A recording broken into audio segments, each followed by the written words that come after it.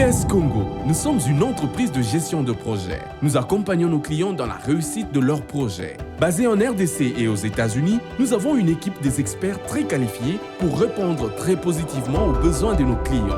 Nos services: construction et gestion immobilière, gestion de projets agricoles, gestion des douanes, gestion de transport et logistique, gestion de projets informatiques. Pour ceux de l'étranger, IPS Congo dispose d'un service de gestion immobilière en RDC. Faites gérer vos maisons, appartements, immeubles et concessions. IPS Congo met à votre disposition des experts pour vous accompagner du début à la fin de tous vos projets. Nos adresses: 166B, Avenue Congolo, Kinshasa, RDC. 260 Northland Boulevard, numéro 302A, Springdale, Ohio, 45246, USA.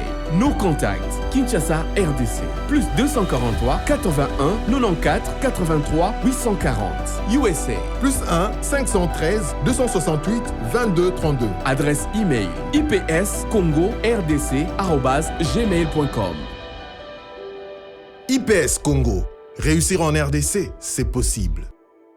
Après mon PPA mabe ya COVID-19 oye bebisaki makambu ya voyage, c'est là efungwami avec Joe Biden pe Kamala Harris. Obetaki deve loterie yebete koyinda mabe à partir ya le 7 mai oyo na 18h à Kinshasa. Ba résultat deve loterie 2023 et kobando bima biso nyonso. Toki Mambangu na Basiber Café Benlo Beach, oyo ezwami na avenue Esanja numéro 2 en face du Hôtel Phoenix, na Bon Marché na commune ya Barumbu, pe oyo ya Django ekangami na immeuble Apocalypse 22 na commune ya Masina. Ezali ngai ndeko na bino Benlo Beach na eko annoncer bino que résultat ya DV Loterie 2023 ekobima ce samedi 7 mai à 18h.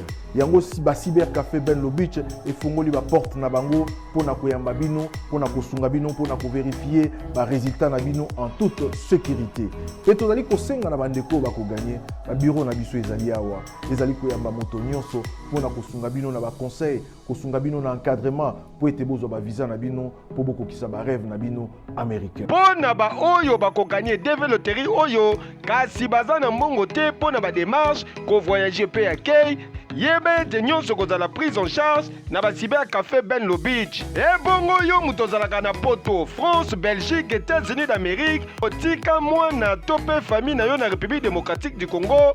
Oza na posa bakoma na mboka Oncle Sam veut dire États-Unis d'Amérique. Occasion yango yo. Penga na ba numéro oyo plus 243 81 81 11 214 001 202 913 89 20. Vous l'avez certainement entendu parler.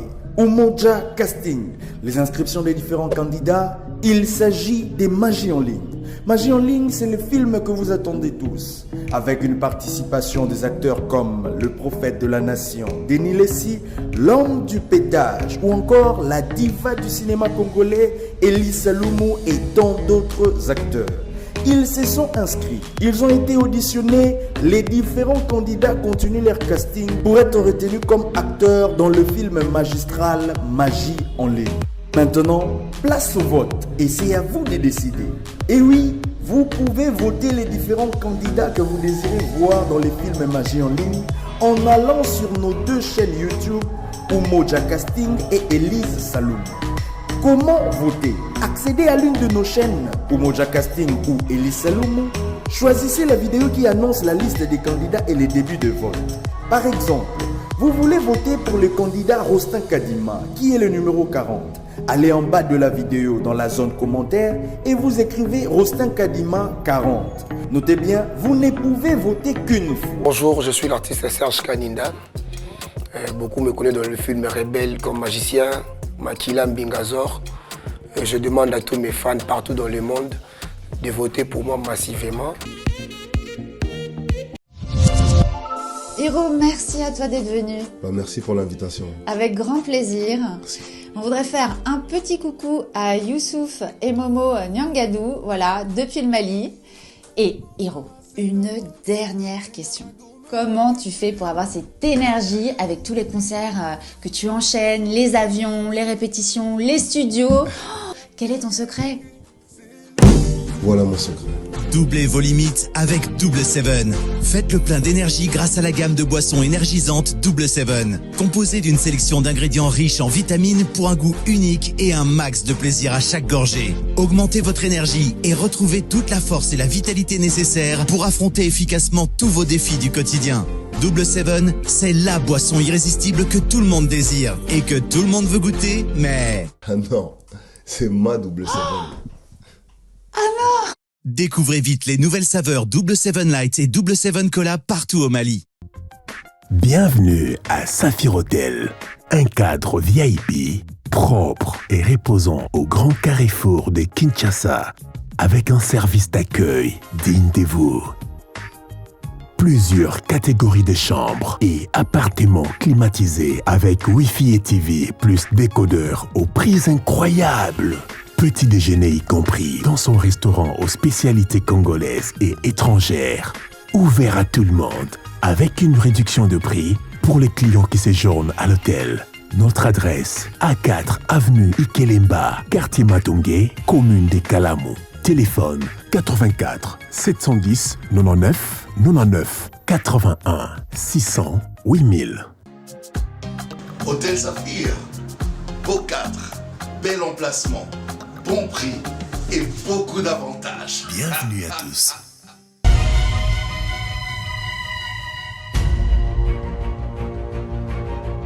Donc voilà, vous nous suivez depuis la commune de Matete. Bino ba bozwami na ngambo ya Limete, bozali na Bandalungwa, bozwami na Kisanso, bozali na Maluku, bozali na Kingasani, bisika Banso, bozali na Njili, na Barumbu, Ngaliema, bozali na Maluku, bisika Banso, bozali na Selemba, na Bumbu, pe na Ngiringiri, totombeli bino mokolo molamu, pe semaine et l'amour. Surtout que nous commençons une nouvelle semaine, bandeko balandi, to sengi na bino penza, merci beaucoup.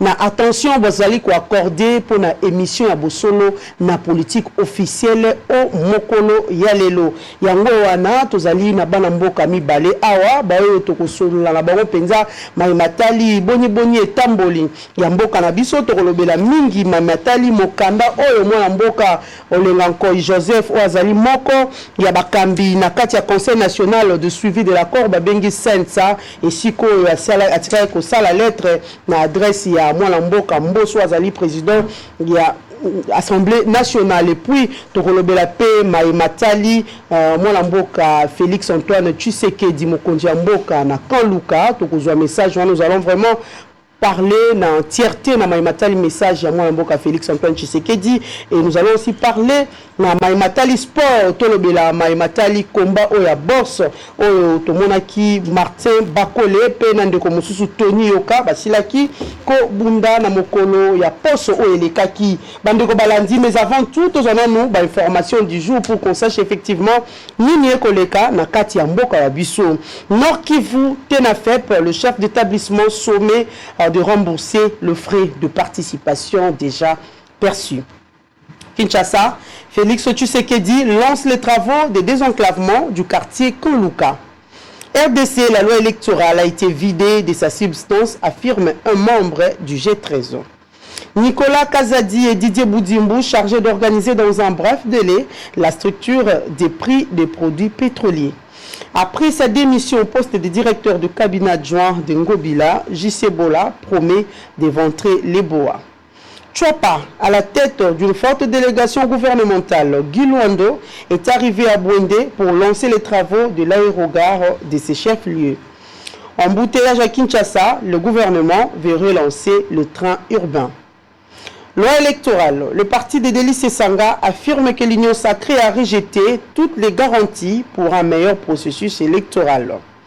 Didier Boudimbu à Luanda pour participer au 8e congrès et exposition africaine du pétrole. Mise en œuvre effective du pacte climatique de Glasgow, le rendez-vous est pris pour la COP27 en Égypte. Sénat, loi électorale, un sénateur craint déjà un examen à la hâte faute du temps et appelle Bati Lukobo à entrer en contact avec Christophe Mbosso. Les réserves de change de la BCC atteignent les pics records de 3,8 milliards de dollars. production de batteries électriques, la RDC et la Zambie joueront leur rôle dans la fixation du prix du cobalt. Et enfin, électricité, des millions de foyers quinois bientôt connectés au poste de Kintsuka, les taux d'exécution des travaux évalués à 50%. Voilà tout pour les informations du jour. Très chers téléspectateurs, je vous présente Nakatia Plateau Nangai. Nous avons Maître Bazin Pembe qui est cadre à la FDC de Bati Lukwebo. Mwanamboka Bazin Pembe. Bote, merci Pembe d'avoir accepté l'invitation à Bissou Alelo. Merci beaucoup Mamelo. Merci beaucoup na Ndeko to partager na plateau et merci beaucoup na ba Congolais ba Kolanda Bissou. OK, et nous avons aussi le président Focas Koukele Mena. Il est aussi politologue. Mwanamboka Focas, matondi mingi ndeko accepté l'invitation à Bissou Alelo. Merci Mamelo pour l'invitation. On a Pesi Bino Botondi Koleka P Nzeko Israël Bisika Azwami Nzambe Abatelaye na Pesi Ndeko Bazin Pembe Mbote. Je crois tozali awa pona kosola makamamboka na lulenge ilongo bani. Merci. Voilà, nasi na lobelaki bino nini tokosola penza na maimatali ya lelo yango tokobanda na maimatali lettre ya Olengankoi o adressé pa ya mwana mboka Mboso. Somoni Olengankoi a outé ko envoyer une lettre pa ya Mboso pour na ko exiger consensus autour ya réforme ya loi électorale.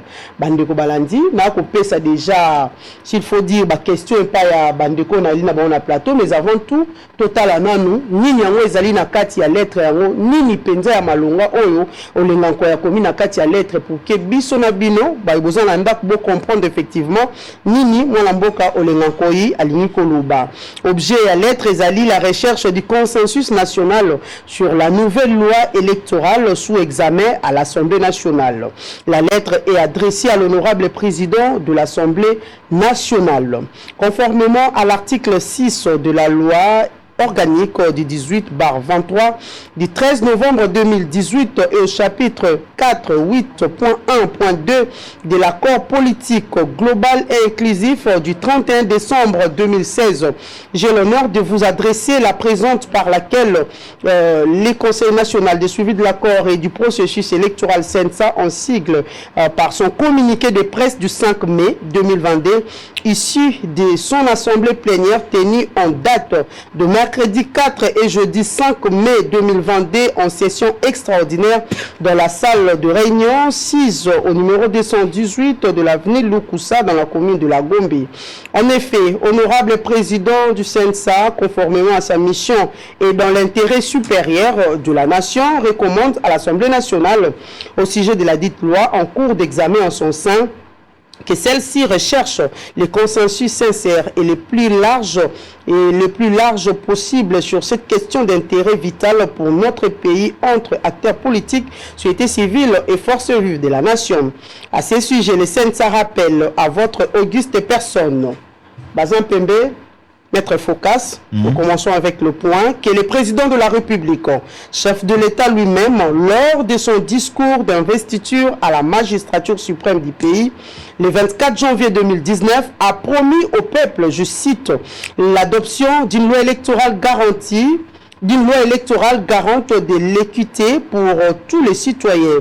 Il n'a cessé de les rappeler à plus d'une fois dans ses discours sur l'état de la nation devant les deux chambres du Parlement réunies en congrès. Par cet acte, c'est un engagement pris devant le peuple pour lui, dont votre institution est l'émanation.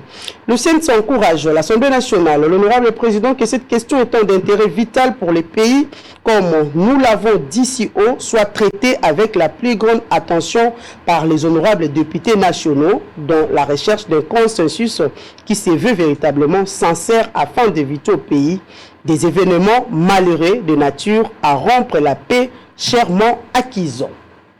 Bazin Pembe, nous commençons par vous.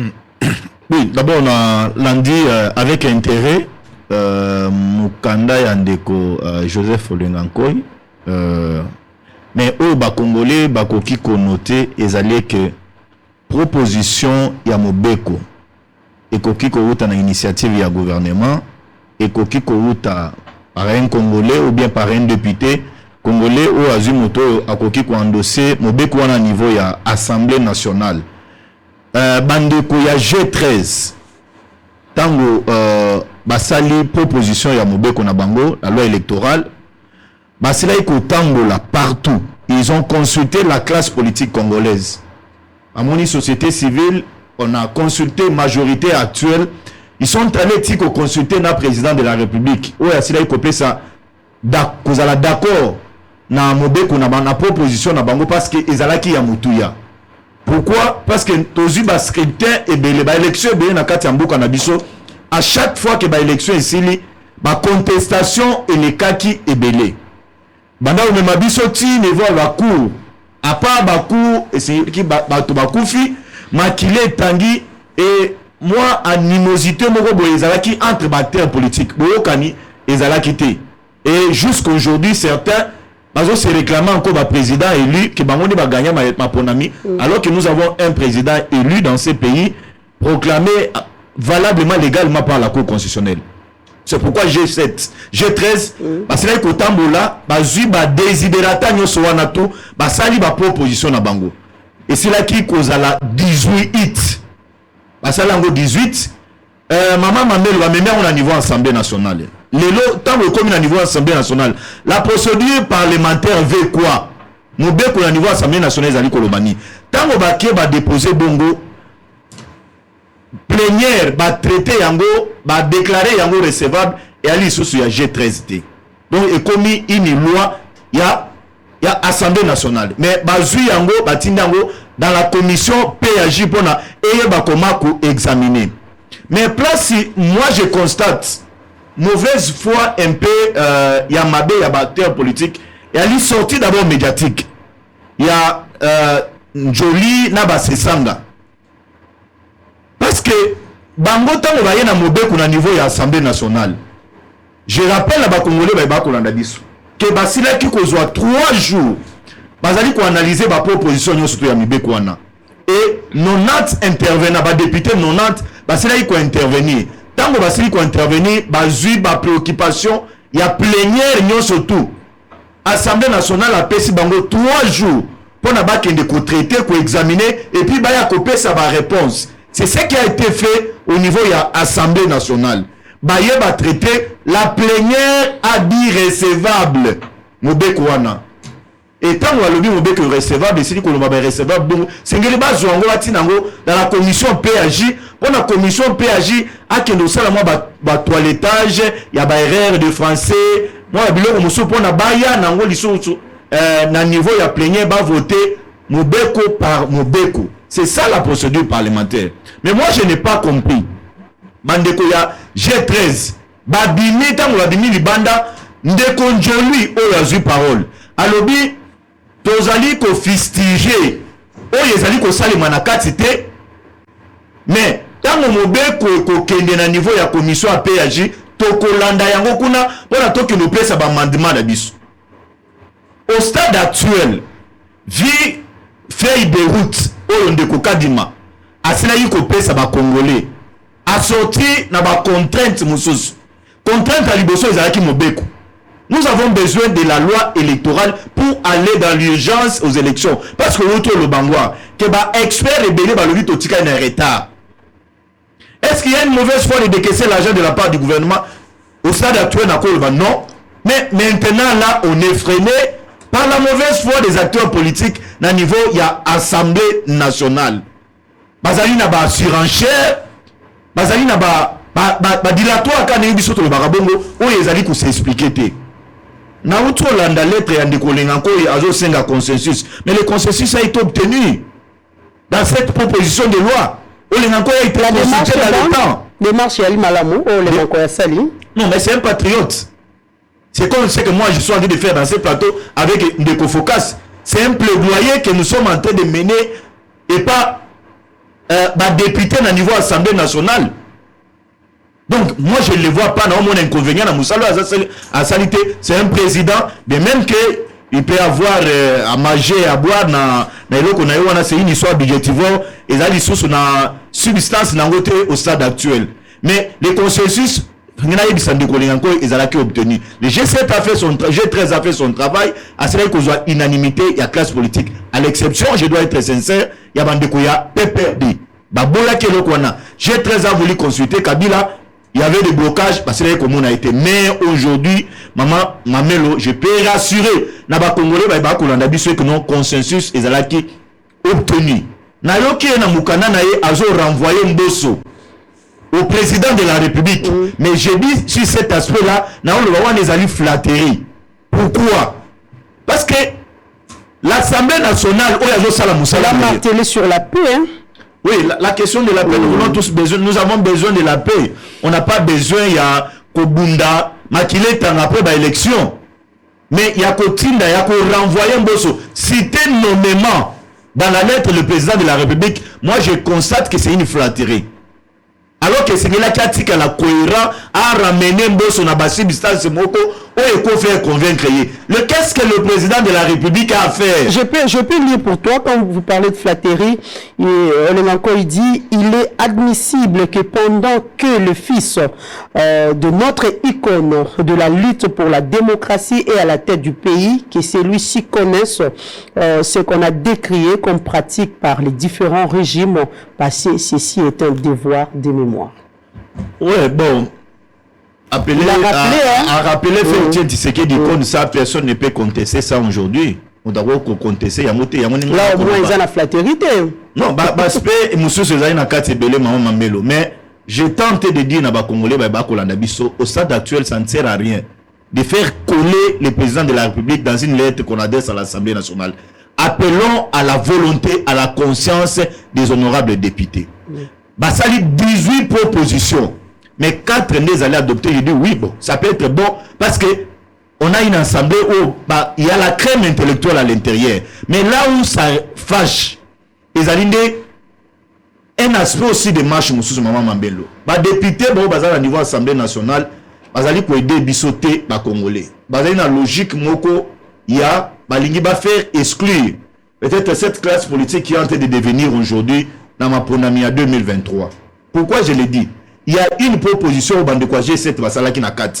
Il y a Koloba été ma Ponamia Sengele Sale, ma député, où il y a postulé, à Kocha, membre de la famille n'a été, à Kocha, moi si n'a été, à Kocha, moi n'a été.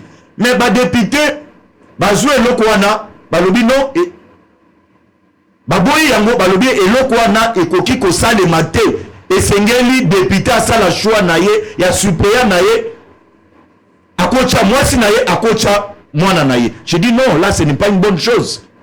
Les amis, je prends un exemple. Ceux qui ont vu le lot, je prends un cas, je cite José Makila. Il est député provincial. Il est député national. Ali sénateur. Récemment, on a quitté PCA. Donc, à la fin du mois, l'État congolais le paye 4 fois. C'est inconcevable. Na parti naye à cause de la moto à Kassai, à cause de la moto à Katanga. Il n'est pas appelé ex facto à Zouakaka mwana naye pour na tchaye super naye. Et loko wana et sengela ki eya na mobeko. Mais n'est pas député balongolango, c'est une mauvaise foi. Et loko ami balé lissus. Non mamelo. G13 est proposé lobby campagne pas et sengeli pas campagne salema na kopé sabato ba polo. Kopé sabato ba super, kopé sabato bic, kopé sabato bassin. Kokabela bato mbongo. Et sengeli candidat à présenter kaka o ezali programme na ye. Ba voter sur base d'un programme, sur base à ba valeur. Mais ba député parce que ninge bazawa à niveau Assemblée nationale, bazu déjà ba crédit na ba banque, l'État azali ko futa bango, bazali na ba avantage et loko wana ba longoli yango. Parce que ba yebe que non, nous avons un peuple nous tellement mature dans ma campagne d'élection que nous peuple je prends les cas on dit moi c'est à connaître Inanga azalaki élu na Lemba députation provinciale appelle ça maman moko liputa soko tali liputa mai moko impeccable Lemba mobimba donc atala ba nombre ba voix et sengelaki ali kanango nombre maputa. Donc nous voulons encore que cette histoire-là revienne aujourd'hui. Nous ici, tout le monde en bon côté, ceux qui ont peuple, à juger le programme, la mission confiance, c'est parce que c'est l'argent qui va prendre le dessus sur les valeurs. Donc, ils ont fait un travail, mais je constate que niveau Assemblée nationale, il y a un problème. Mais la question de la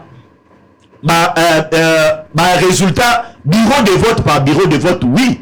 J'ai aimé que non, résultat bureau de vote par bureau de vote. Mais j'aurais souhaité à ce que la question de la proportionnalité. Parce qu'ils ont dit que Bouka l'issoussou makas. C'est vrai, Makambolobi Assemblée nationale, député Nde a vraiment conscience, mais nous avons joué la prolongation pour que Maïmatali, Maponami et Kendepenza na malembe pour que Maïman soit et salamate selon les délais constitutionnels. Non, mais Mbosso n'a pas intérêt. Mbosso ils sont de l'union sacrée. Quel intérêt Mbosso a pour freiner les élections? Ou avoir les débats à niveau Assemblée nationale, je ne constate pas la mauvaise foi dans les chefs Mbosso. Au contraire, il y a de la bonne foi. Il veut à ce que la situation aille vite. Parce que c'est qu'il faut rappeler le bateau. Nous avons dit que soit à niveau de l'Assemblée nationale et qu'on ait un Sénat pour la deuxième lecture. Donc tout ça, c'est du temps que nous avons en train de perdre. Naruto Landayo, na résumé des faits au Yozo Sala. On oublie que non, il y a des sénateurs qui sont en train de se plaindre déjà. Parce que parce qu'on a tant et Ezali Mouké. Tant ni Sénat et Kozwa pour n'a examiner la loi électorale. Et moi je le dis ici, j'en appelle au président et au Sénat. Professeur sénateur Modeste Mahatou Lukwebo. Et c'est un temps où bazali ko traiter Mobeko. Parce que le Sénat c'est la chambre haute. Bazo misaba incise oyo. Et que élection ekoki ko salemate na ba campagne ya kopesa matu maputa boye na boye. Et c'est ba longola eloko ya ba suppléant ya ba famille. Ngana ko sala et je vais mener un plaidoyer médiatique na ko sena na président Sénat à faire retourner eloko wana pour faire corriger erreur aux alliés à niveau de l'Assemblée nationale. Merci beaucoup, Bassin Pembe. Moi, je focus sur Koukelemena. On dit que la lettre Joseph Olenganko, président Sensa, Tindina, président de l'Assemblée nationale. Boni, on juger des marches sur la lettre. Est-ce que c'est aussi le rôle du Sensa ou comment? Merci beaucoup pour na Malouba. Na banza na profiter na micro na yo pour que prochainement, tant on présente Ngai, oui, bah représenter le cola membre il y a Nouvel Élan parce que Nouvel Élan il y a non Nouvel Élan est allé parti politique. Félicitations mon cher. Voilà donc il y a moi l'amboka Muzito non parti politique ils allaient à Montumorote. Oh il y a eu président. C'est pourquoi Natangi Kombo ya Nouvel Élan. D'abord, nouvelle élan. Comprendre. Alors, il faut que coup de chapeau, félicitations, mon cher. Nous identité. Merci. Na 8 ans belé pour na enfin qu'on décider qu'on soit adhésion na kati na parti politique wana. Ba raison ils allaient belé mais ya motuya na landi dimension ya débat oyo et alimentaka parti politique wana. Je crois que les alliés milliers mon très favorable pour Nangai afin que na émergé malam. OK.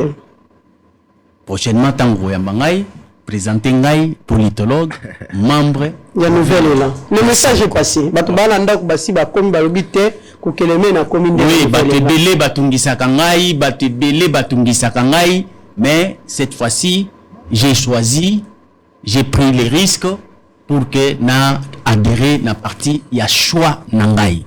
Donc bato ba supporter ngai peut-être ba mususu batela kingai ngambo mususu mais pour moi après réflexion j'ai choisi d'être membre de Nouvel Élan au Isali na kat na opposition. Félicitations. OK. Il y a liboso mamelo na banza tant tozo ko lobela mamamboka il faut to lobela rango dans la globalité. To ko lobela rango na ndenge ya appétit individualité. Na yokelinde ko basé mawa. Pona nini? Tangu yo obrandir argument ya ndeko Olengankoi. O azali président il y a 500. Il faut faire la différence entre un individu et une institution. parce que c'est ça ils allaient rappeler la plénière nango local assemblée nationale donc makambo olinganko ya lobby a lobby yangote comme un individu mais comme institution parce que plénière et vandaki et lever option parce que oyebi bien que structure na bango wana bien que jusqu'à la preuve du contraire namona kango lokola ezali parmi ba institution budgétivore pour rien mais à lever ton moko oyo yakola kisa était Assemblée nationale bino bato bo représentaka population boyeba ete mokonzi ya mboka alobaki na maloba na ye ke azali na posa ete na ngonga oyo likambo ya loi électorale ekoya ete tenir compte na équité ngai naza kobakisela bango likambo moko o bango balobi te oyo chef de l'état alobaki tango a prêté serment ndenge ndeko Bazin auti koloba awake président actuel azalaki proclamé par la cour constitutionnelle confirmé par la cour constitutionnelle proclamé par la CENI mais nazo rappeler Bazin que Bazin il faut azalaka na mémoire malamu ya kokangaka histoire ya mboka Congo pona kosala analyse bien la première des personnes après avoir prêté serment le président actuel en exercice, il a pointé du doigt les institutions Oyo et Bongisaka P et décidera pona ba élection. Alobaka boy. Il y a des choses qui se sont passées ici avec ces institutions qui ont choqué la collectivité. D'où il y a une nécessité de passer aux réformes et la revitalisation Yamibeko. Ça, c'est du propos venant du chef de l'État. Ezali flatérité. Makambo Oyo Lobby, lokola, un acteur majeur, Yebayango, qui ezali na valeur na kati na société, barapela kayango, potango lobaki nango, olobaki yango po ezalaki na mutuya, pe mutuya nango ezali na tina tango yoso o eza kosenga ete tozwa ba décision moko o ezali très efficace po mboke kende liboso. Mamelo eloko ba bengi mobeko bazwa kango kaka pona ko résoudre problème. Mais soki bozu mobeko na lolenge elongo banité. Mobeko wana olie e résoudre problème, mobeko wana eyaka nde ko bakisa nde ba problème ebele. C'est pourquoi au préambule ya constitution na biso l'explication est claire. Ba expert nyonso ba savant ya monde ba yebi que le Congo c'est un pays potentiellement riche. Mais pourquoi nous sommes pauvres? Élément ya liboso. C'est parce que au sommet de l'État, nous avons toujours tendance à placer des autorités illégitimes ou bien mal élues.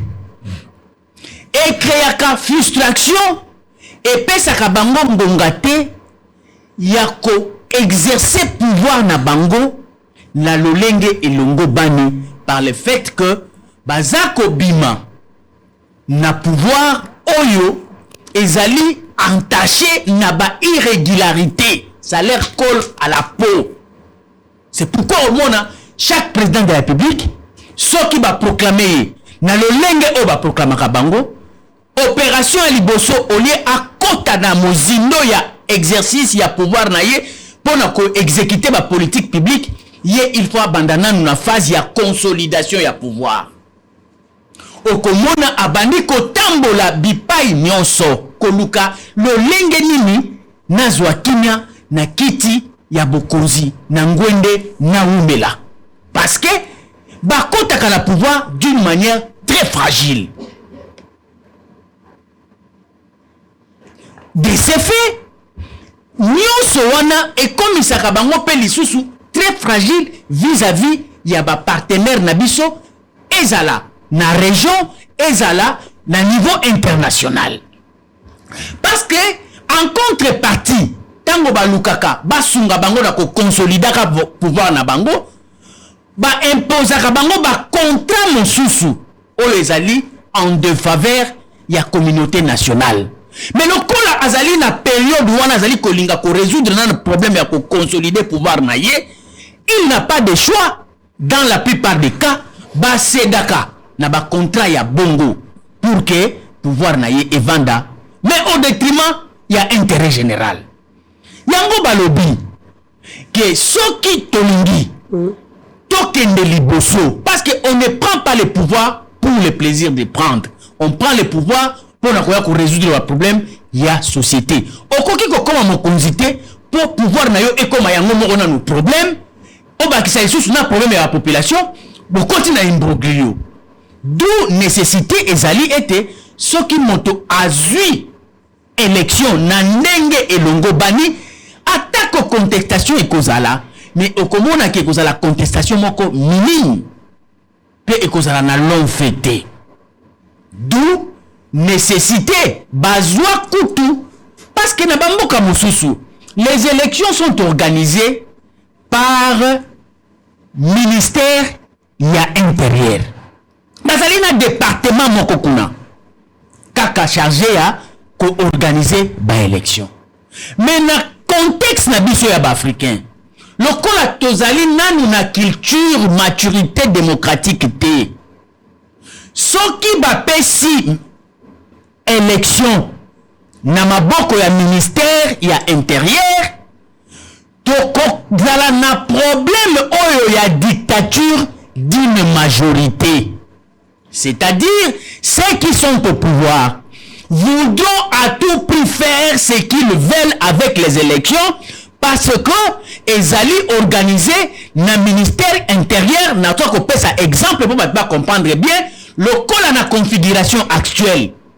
Soki tozalaki lokola bamboka mosusu o ezali kozala démocratie classique mapona minabiso elingaki ezala organisé na niveau ya ministère intérieur et sika wapi ministre oyo azali lelo azali moto ya IDPS, président oyo azali en exercice azali moto ya IDPS. Imagine toi un seul instant azali makasi soki tokendaki na dimension wana oza komona te déjà que na culture oyo ya biso ministre oyo ayant en charge le ministère de l'intérieur étant de l'IDPS alingaki ozwa ba sommation nyonso possible pour que a organiser l'élection en faveur ya IDPS parce que défoyant d'une culture purement démocratique. Les agents qui seront au niveau du ministère de l'Intérieur seront les agents affectés par l'IDPS pour aller veiller pour l'organisation des élections et le Komoko est échappé bangoté. C'est pourquoi n'est pas le président d'un parti politique. Non, l'origine, il vient de quelque part. Awa alobaki macho amumenu. Est-ce que ce n'était pas pour signifier que il est quelqu'un qui appartient à une communauté? Il a dit ça. Il peut être président de la République d'une manière politique, mais sur le plan sociologique, Azali n'a pas origine naïe. Sur le plan politique, Azali peut n'a pas origine naïe. Mais Azali, chef de l'État, c'est une vision globale. Mais yoka siko, balobi na bino ke lokola bozana culture wana te, bolongola na ministère intérieur. Bo organiser et loko ba bengi seni ezali nini organisation moko indépendante pour la rebongisa maponomi. Pourquoi babotola yango bakima dictat ya majorité oyo lelo ezali na kati ya ko se prévaloir na kati ya Assemblée nationale ba député oyo ya union sacrée bazali effectivement na kati ya logique ya imposition ya dictature d'une majorité. La chose qu'on n'a pas voulu, on a voulu beaucoup plus dans la poche africaine d'organiser l'élection d'une manière consensuelle. C'est-à-dire ici, consensus oyo ezali opposé à la dictature d'une majorité. On ne veut pas que ça soit la volonté d'une majorité institutionnelle, mais plutôt consensus, il y a des partenaires, il y a élection. Les partenaires, il y a des partis politiques, na société civile. Est-ce que l'Assemblée nationale, société civile Azali? Société civile Azali? Mais pendant les Camerounais qui organisent l'élection, société civile Azali partie prenante. Or, pour que société civile a ce prévoit aussi, Azali Kosenga était, va tenir compte, non pas une dictature, il y a majorité sur le plan institutionnel, mais va ça la ouverture, oh, Azali approche moko consensuelle, c'est-à-dire que, batonyonso, le kola maponomi, tant qu'on va faire un mandat électif, va faire un mot pour 5 ans. Oyo bourgeois neti bato oyo bazali majorité lelo majorité na bango ezali pona 5 ans 5 ans wana basalela biso ba politique publique oyo ekoki ko résoudre ba problème mais pona likambo ya ba élection mama ba élection oyo ezali na kati ya 5 ans ya mandat na bango te oyo bazwela ki majorité. Les élections c'est une affaire d'après leur mandat. On est en train de préparer une autre classe politique et ils n'ont pas cette puissance de pouvoir s'accaparer la question électorale parce que ça ne concerne pas leur mandat de 5 ans qu'ils ont. Merci. Ici, ça concerne futur mandat Okoya, d'où nécessité d'intégrer ma partenaire Nyonso. Bango va confisquer. C'est pourquoi nous avons rappelé Ndeko Bazé Ata Alobaki que chef de l'État Azalaki confirmé par la Cour constitutionnelle, promulgué par la CENI, mais Azako Bosana que chef de l'État actuel Alobaka Yango que Kabila c'est un prédateur. Il a dans ses poches toutes les institutions de la République. Commençant par la Cour constitutionnelle où il confirma qu'il est la CENI et autres. Nous, c'est qui na katina poche, il y a Kabila. Ça, ce sont des propos de Félix qui est président aujourd'hui. Pourquoi il avait dit ça? Parce qu'il était opposant et il voyait les choses d'une manière que celui qui était au pouvoir, aux commandes, avait la possibilité de décider selon sa volonté et non selon la volonté de ce que les contrats sociaux est obligé Bissou. Aujourd'hui, c'est lui qui est le président de la République, proclamé par cette institution. Oalobaki est la poche à Kabila. Il faut conclure pour qu'elle mette. Alors, donc, il faut comprendre que ce qui IDPS, Bamona qui était, il y a une possibilité qu'un président de la République a une institution à la poche pour que a la volonté naïe. Mais qu'est-ce qui est d'anormal? Ce qui aujourd'hui, au bazar en opposition, le de la même manière que les régimes aujourd'hui au pouvoir, basu pe institution, batie pe na poche na bango pour que basa la volonté na bango. Merci beaucoup. Merci. Je conclue pour dire ceci. Awa tozali na débat, il y a mandat à 5 ans, il y a majorité au côté.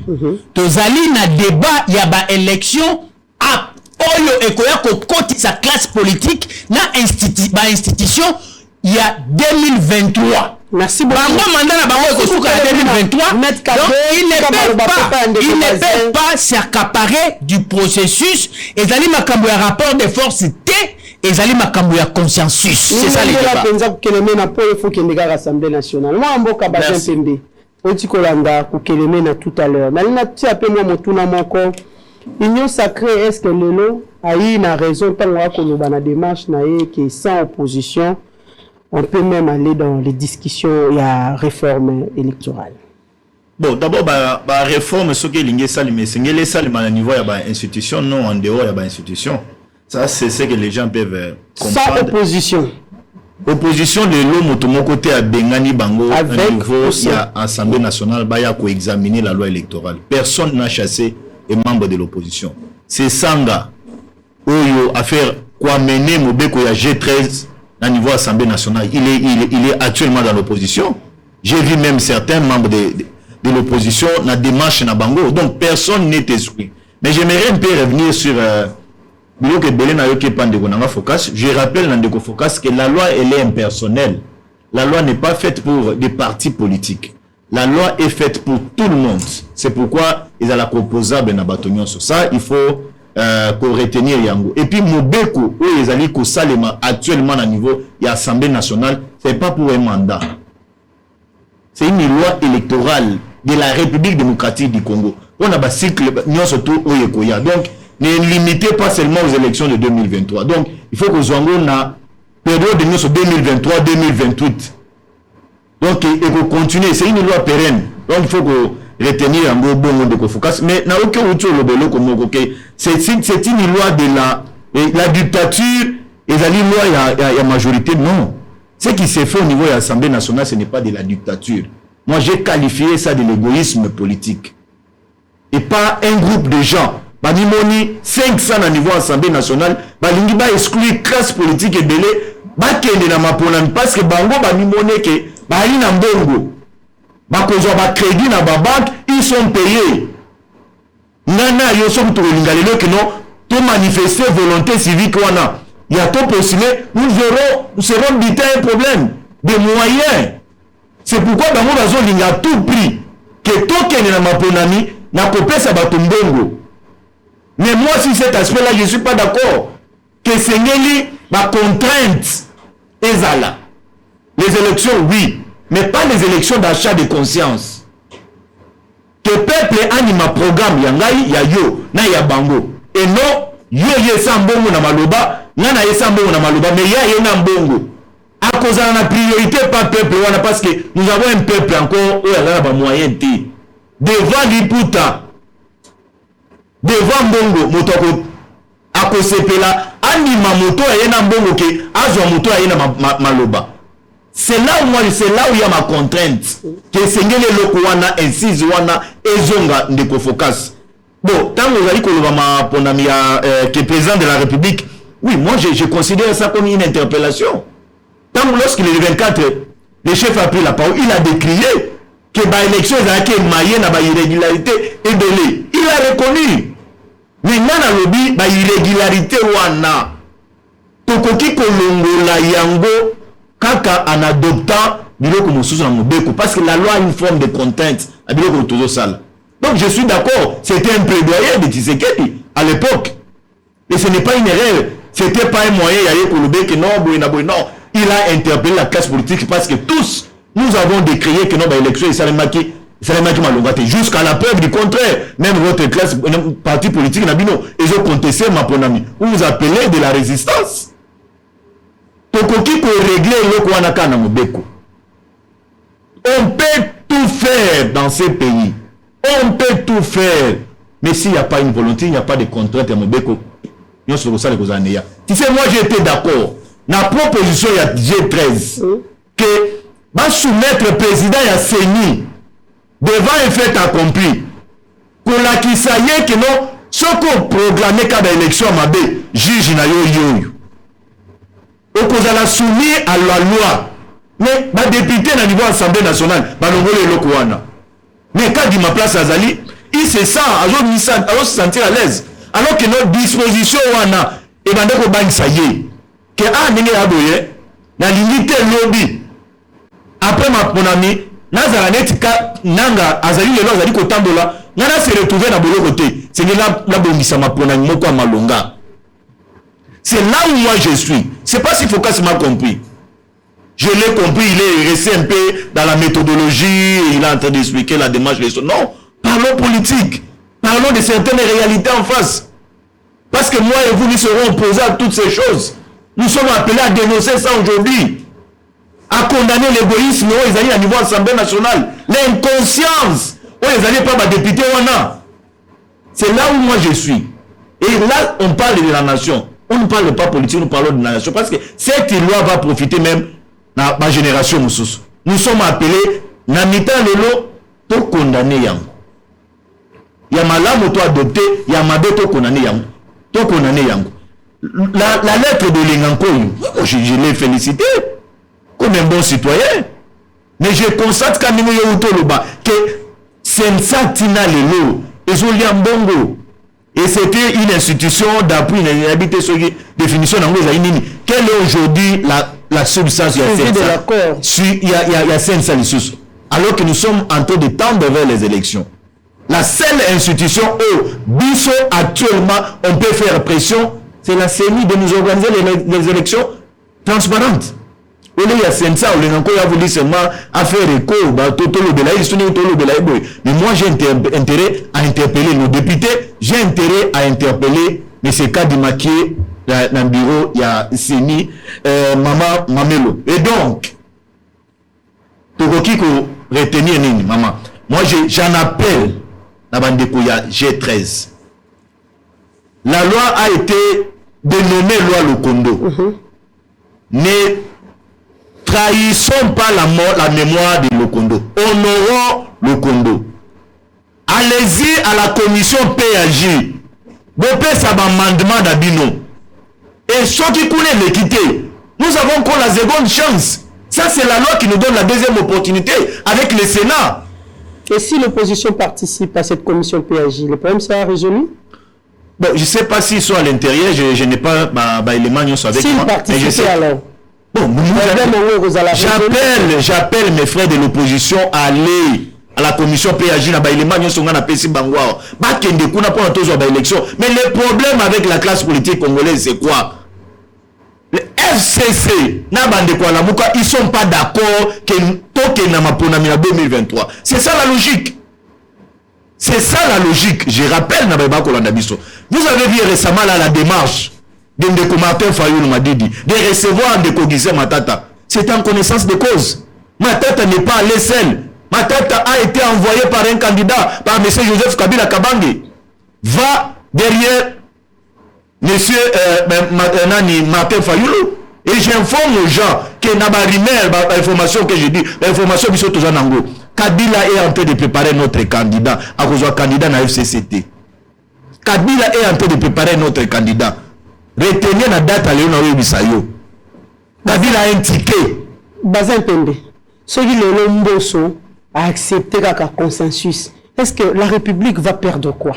Bon, n'a évité consensus sur tout le consensus se base de quoi? Parce que le consensus, c'est ça qui est déjà obtenu. Dans le niveau de l'Assemblée nationale, la loi a été déjà déclarée recevable.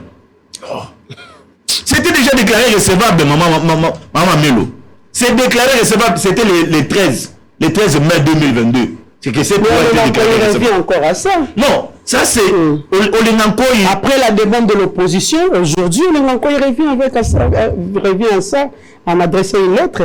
Bon, vous appelez ça la lettre. Mais il faut que ça que non, c'est la plénière qui a décidé. Non, je ne vois nulle part dans la lettre, on fait référence à la plénière. Il a écrit comme président, il y a institution. On ne fait pas appel à il ne fait pas référence à Moukana dans la plénière. Si c'était une décision, il y a plénière, il allait faire état dans sa correspondance. Que la plénière de Sensa et Sangani est nimi comme la présidente, c'est nimé awa, azo comme la Mbosso comme étant président Sensa. Donc, ça n'a rien à voir entre individus et plénière. Donc, quand on sait qu'on imputer plénière responsabilité à mon côté. Et donc... Mais tout se décide en plénière, non, non, moi je parle de Sensa. Oui. Il ne fait pas référence à la Il y a un président, il y a un rapporteur, il y a le questeur, il y a toute une... Alors là, vous me donnez raison. Il y a un président, les rapporteurs, un rapporteur, comme Makambo Salimi la plénière. Là, c'est la lettre du président. Et dans la lettre, nullement, Olenganko, il fait référence à la plénière. C'est lui, le président de Sensa, qui écrit au président Mbosso, et non la plénière. Est-ce que lobby, plénière, va contester décision naïe oyoté? C'est ça, bon, ça, c'est réfléchissons. Ah, on a commis un nom à plénière. Moi, je suis clair, j'ai lu la lettre. Il y a une autre Libiso. La lettre, il ne fait nullement référence à la plénière. Il y a mon qu'on a commis. Alors, il faut exprimer où il y a inquiétude naïe. C'est un citoyen comme moi je suis en train de faire un plateau à télévision. Il a aussi besoin d'aller aux élections. Et j'ai aimé dans sa lettre le glissement et la thé. C'est une bonne chose.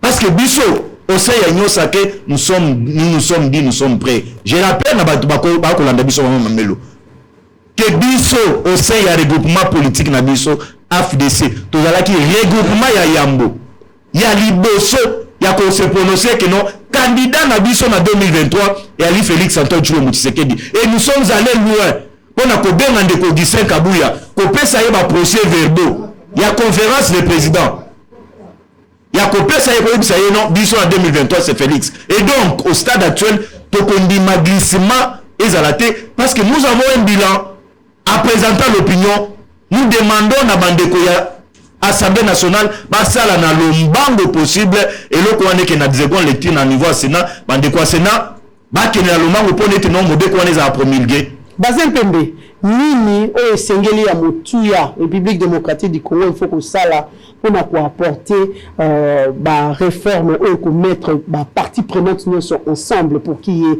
des élections crédibles apaisées et transparentes. Dans une république les réformes sont continuelles.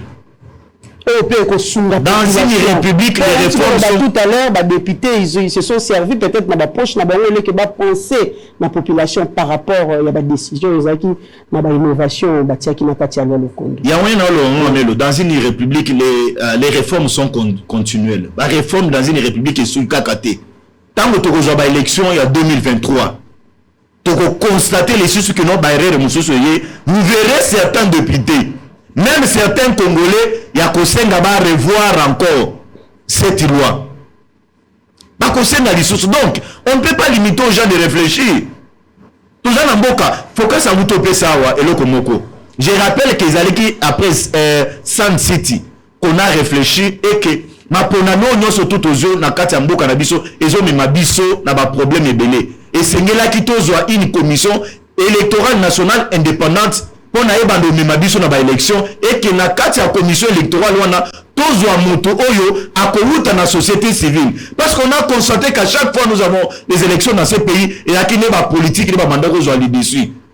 On a décidé que non ba pesango na ba société civile ba bango ndi bazalaka neutre. Et donc, le coin est sous-quitté. Il y a les loger très à proposer. Et lobby, bah, monsieur va proposer les sous. Mais ce qui est important pour une république, d'abord, la meilleure des choses, c'est la conscience. Oh, ils ont ça, la biso de conscience et d'alité. Oh, ils ont ça, la biso de motema mabe. Même les bandeko, à niveau Assemblée nationale. Tant que vous raisonner en fonction de Modeko, ils raisonnent en termes de Yabozongi. Il y a à niveau Assemblée nationale. Parce que vous avez une idée qui n'est pas au KDT. Bango bana mutuna bango que notre kozonga. Il faut tout raisonner que non, et c'est bien tout benga na bango. Comment to ko contraindre de bango ezali par rapport à Mobeko? Parce que bango va raisonner en termes mbongo, mais nous raisonnons en termes d'argument. Mais to ko contraindre de bango na mibeko ya boye. Conclusion Bazin. Pour chuter, la conclusion c'est simple. J'en appelle na député. Nazo benga na ba député, nazo rappeler les sous na auto loba awa. Que président de la République Félix Antoine Tshilombo Tshisekedi parce que bango bakosala eye akopromulguer Mobeko wana ba insizo oyo soki ezali na quantité na kosenga na mokonza mboka a promulguer Mobeko wana te. Et moi je sais que Assemblée nationale première lecture na Sénat et kolekati. Voilà, merci beaucoup Bazin Pembe. Focus Kukeleme. Mamelo, je constate que Bazin a aussi ba amalgame epelé. Il y a les bosses tout bandana dans les cambouis fonctionnement ya sensa. Tous aura aller très loin à Olinga pour comprendre que nous avant de parler nous réfléchissons. Heureusement que biso nous aura information par le fait il y a Kolanda que c'est que les disciplines scientifiques et l'obélarabiso en termes de fonctionnement il y a ba institution comment ça doit fonctionner. Dans la lettre, on a des troisième phrase, quelque part, pour tout le temps à nous sauter. J'ai l'honneur de vous adresser la présente par laquelle les CENSA, donc institution en sigle, par son communiqué de presse de 5 mai 2022, ici de son assemblée plénière tenue en date de. Ok? La bande est-ce qu'on a déjà averti? Non, allez-y. Non, allez-y. Je voulais seulement te dire que... Tu m'as dit qu'il m'amène dans une démarche scientifique, allez-y. S'il te plaît, je voulais te dire que... Oui. Plénière Azalaka souveraine. Oui. Mais au tierce, c'est le bureau. Ici, ce n'est pas le bureau. Oh là là, c'est le bureau par la personne du président qui saisit les tierces. Mais les décisions sont prises par la plénière. Yango omoni, pona kolakisa yo ke eza makanisi na été, eza volonté na été, ayebisio a invoqué, communiqué à le 5 mai 2022, oyo ezalaki issu ya plénière, ya sensa. Donc, wana eloko liboso, il faut ocha. Parce que même les lots, Assemblée nationale, donc va décider likambo na plénière, ce n'est pas plénière moutou à kokende ko s'adresser na ba tierce. Azali na compétence wana te. Il faut eleka na bureau et puis mboso à saisir ba tierce au nom ya Assemblée nationale. C'est ça l'organisation, ya ba institution ndenge fonctionnera. Mais yami balé. Nazo comprendre démarche ya bazente. Na réflexion na yé. Mais il est contre les consensus. Donc, or en présence, nous n'avons que des réalités, des faits. Ou bien consensus, ou bien la volonté de la majorité au niveau de l'Assemblée nationale. N'est-ce pas? Yo osali contre consensus. Donc on suppose que osali pour la volonté, il y a bas député, il y a Assemblée nationale. Il faut soutenir Bango parce que aux alliés contre les consensus. Mais ce que amalgame les années n'est pas naïo. Batouyo aux soutenir. Ba élaguer. Ba principe. To ba mécanisme contraignant, mais contraignant plutôt. Oyo, selon yo, au monique est efficace pour la loi électorale nabiso. Et ils ont élagué ça. Mais par le fait que ba élagué ango. Et que yo osent soutenir bango que ce ne sont que eux qui doivent décider pour la République. Mais et donc osent comme ça, au lieu de soutenir bango, ou bien on dit manayo nenge basali bongo, mais osent benga les sous président de la République akanga bango, a empêché akanga. Oh oui, on le dit que bakanga bango dans le sens que non, a empêché. Ah, tu as dit ceci, que le chef de l'État a promulgué. Voilà, c'est ça qu'au Kangabango. C'est différent de Kangabango. Voilà, soit, mais on va comprendre. C'est-à-dire qu'il y a une manière de bloquer Bango. Non. Oh là là. On bloque tolérance, Bazin, tolérance. Allons-y, maître. C'est une façon à bloquer des marches na Bango parce que toi, tu es contre ça. Mais, baye bisi yoboué. Makambo oyo, nenge yozali. Qu'on fustige attitude à cette majorité-là. Nenge pe ba opposant, ceux qui ont opposé 3, 4, 5, oh ils ont s'appelé ça yo. Bango pe bazali na 3, 4, 5, oh bazanango. Yo na ba opposant, nécessairement, vous devez adopter même attitude. On le voit, na soutien ya dictature ya majorité institutionnelle, aucun de na consensus. Parce que nanzela ya consensus ne aucun de les sous ko prévaloir ba argument oyo. Pour dire que non, les députés, la majorité, le col a un petit nombre contre la République, nous voulons que ba incise oyo et quota.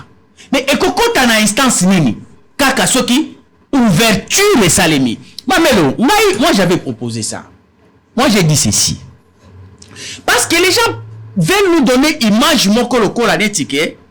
Ce qui bandini débat, il y a loi électorale avec les opposants, les institutions tombent. Faux et archi faux.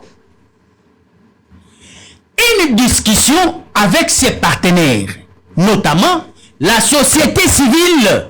Parce que Bamissoussou, Balobi était, Mozitou, Fayoulou, Bango Baza député. Pour l'année, ni bazuité, réforme na Bangoana, pesa ba député, débattre dans l'Assemblée nationale.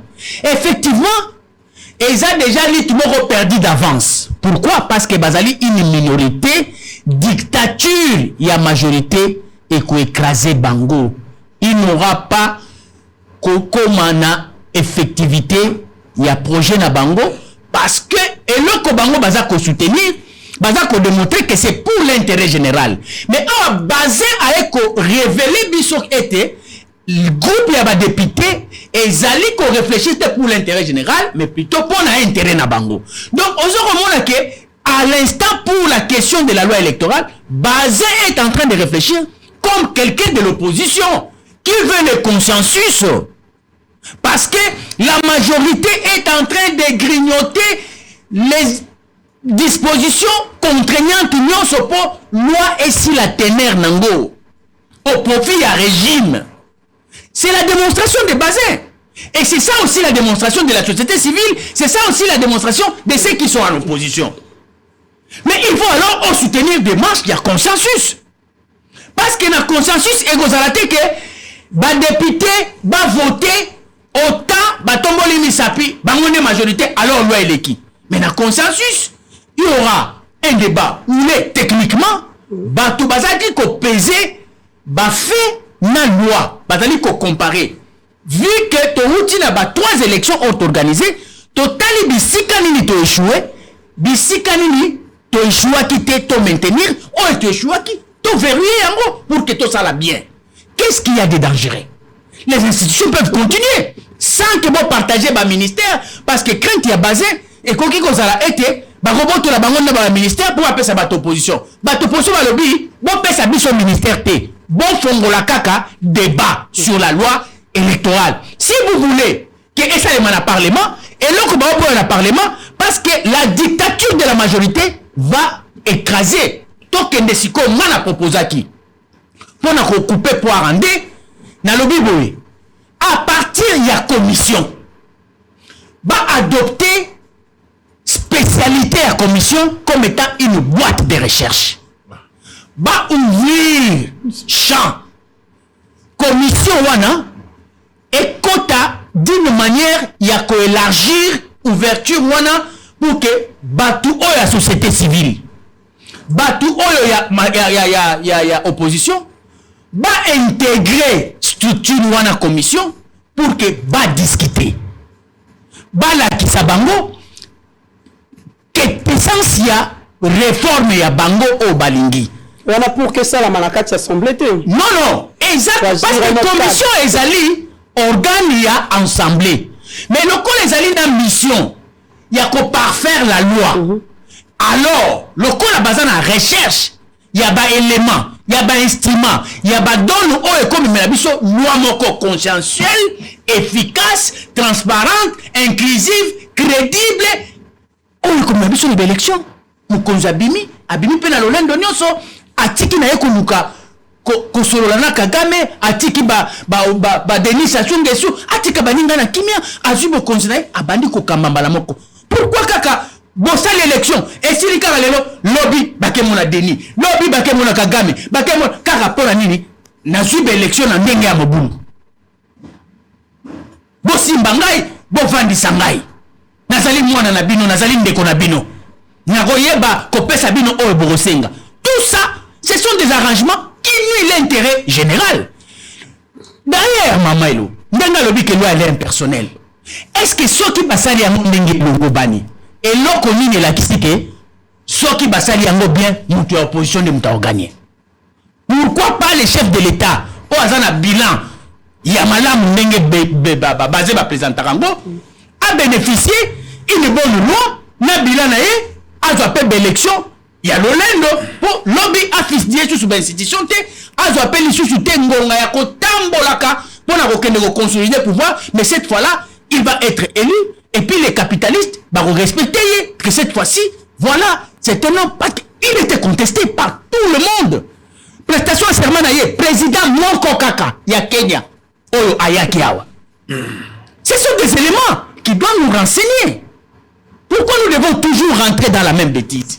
Comme si nous ne sommes pas un peuple. Comme si nous n'avons pas d'intelligence. Les non-majorités, Bazako Sala Kaka Ndenge, Félix Alobaki Yango, était, institution, et Zalakana poche, il y a président de la République, il va faire sa volonté certainement. Likamou, par exemple, il y a l'obia.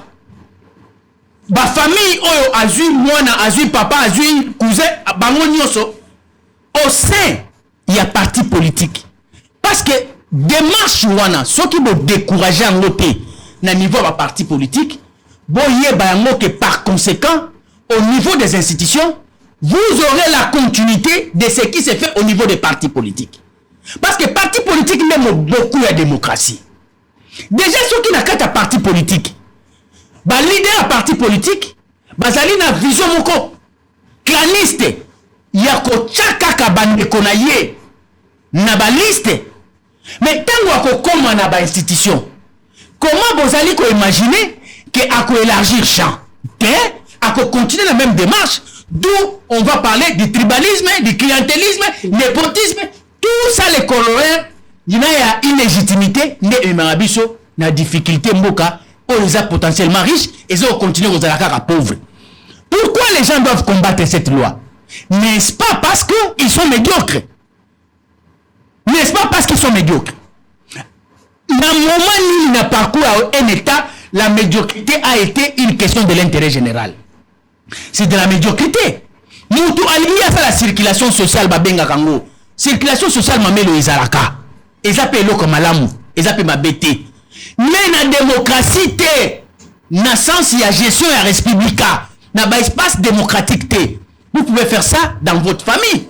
Un parent qui est médecin, lui il est dentiste, il peut préparer son enfant à devenir gynécologue, il peut préparer son enfant à devenir kinésithérapeute. Donc, bah, sali cercle na bango, bah, sali circulation na bango sociale pour na garantir, pérenniser standing social et la famille. Voilà. Mais vous ne pouvez pas amener ça. Ça veut dire que vous avez la démocratie et puis vous avez la démocratie. Bon anime. Quand la démocratie, ils allaient couper sa chance na mutunyoso.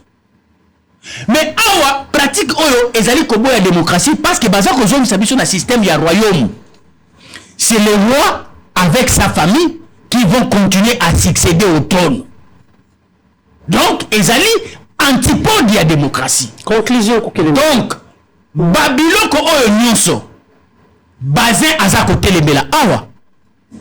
Nazali ko croit que Azali inspiré par celle de l'opposition. Je prouve maintenant à baser que ba demande de l'opposition Azali ba demande moko plus rationnelle, plus efficace pour une bonne démocratie. Mais bato baza ko boyango na tinanine. Bazin payé yo azamutu ya parti ya baati. Mais il accepte aujourd'hui qu'il faut, malgré que cette minorité a dicté sa loi au sein de l'institution, mais est-ce que wanate? Si qu'on a nenga basé, ce que souki wanate, tokenango soukawapi.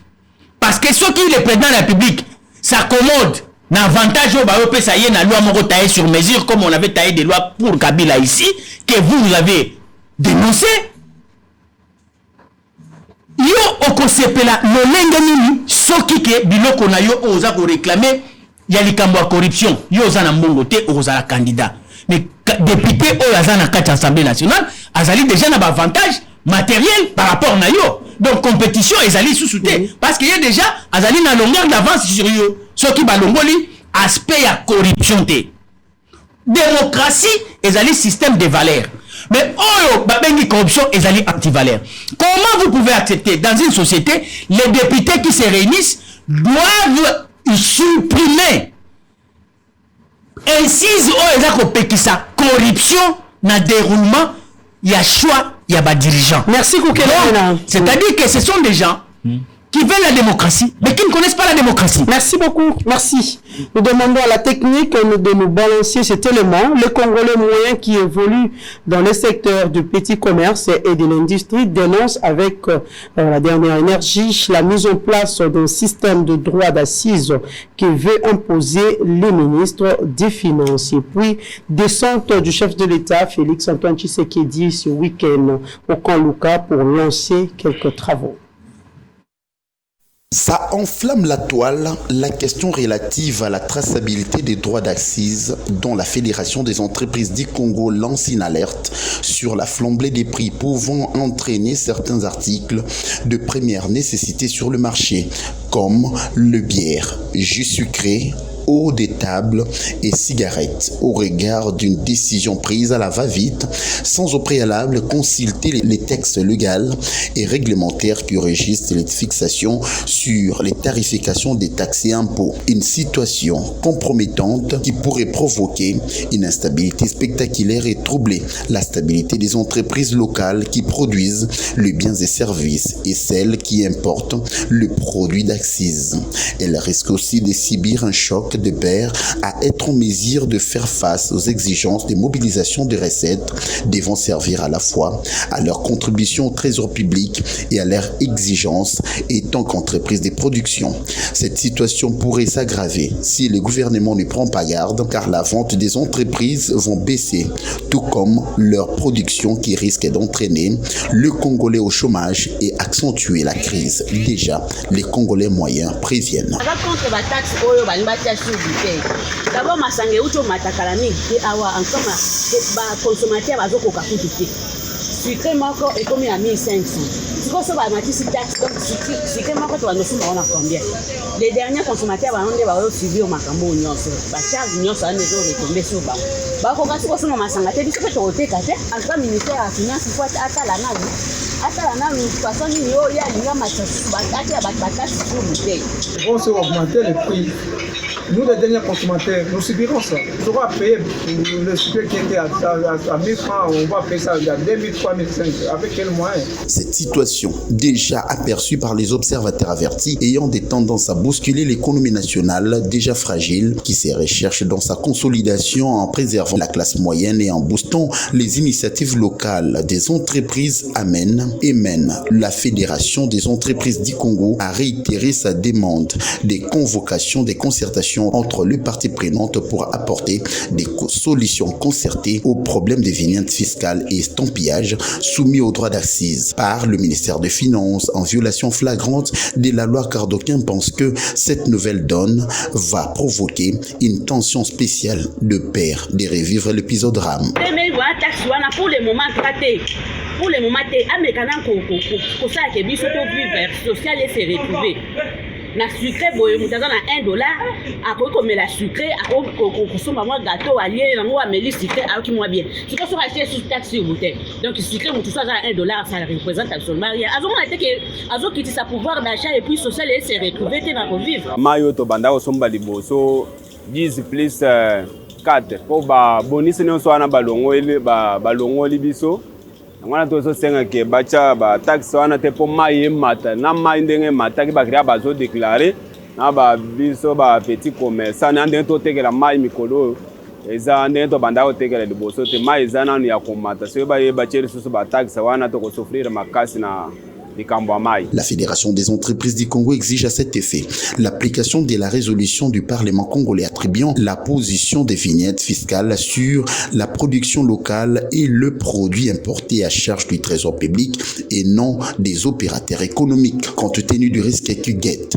La FEC criant la faible mobilisation du budget par les entreprises au trésor public et la montée du taux de chômage qui ne favorisera en rien le développement socio-économique attend le Congolais lambda sous la gouvernance de Félix Tshisekedi, d'où la nécessité pour la Fédération des entreprises du Congo de se faire lanceur d'alerte par rapport à...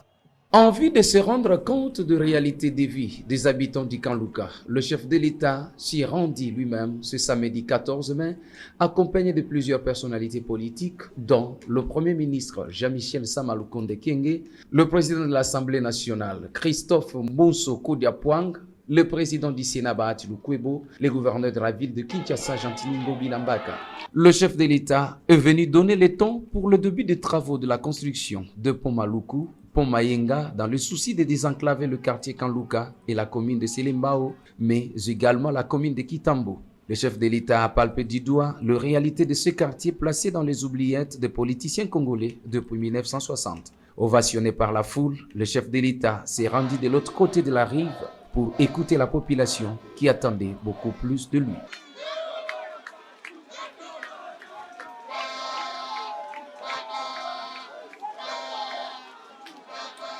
Les habitants du Kanlouka et ceux du quartier environnant ont salué ces gestes du chef de l'État pour cette marque d'amour et d'humilité envers eux. Ils ont salué également l'engagement du chef de l'État pour le développement de la RDC.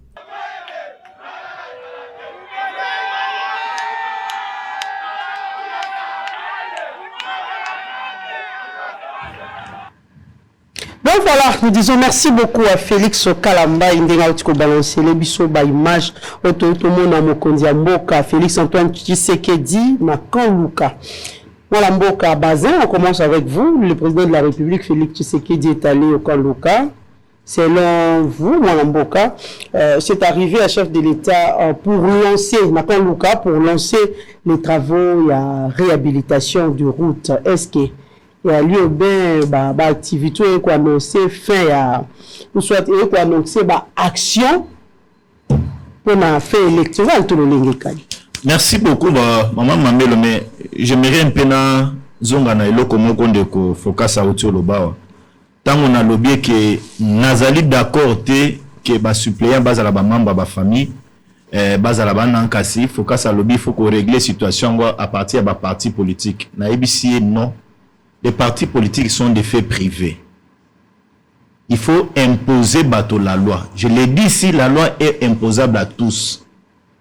Donc, au coquille qu'on imposer bateau dans des niveaux, il y a partis politiques, tant aux autres, pour déposer candidature, na yo, le binon kocha, moi, nan kasinaote, akonimate. Parce que ce sont des faits privés. Ce qui n'est pas interdit est autorisé. Ça, c'est un principe vulgaire connu.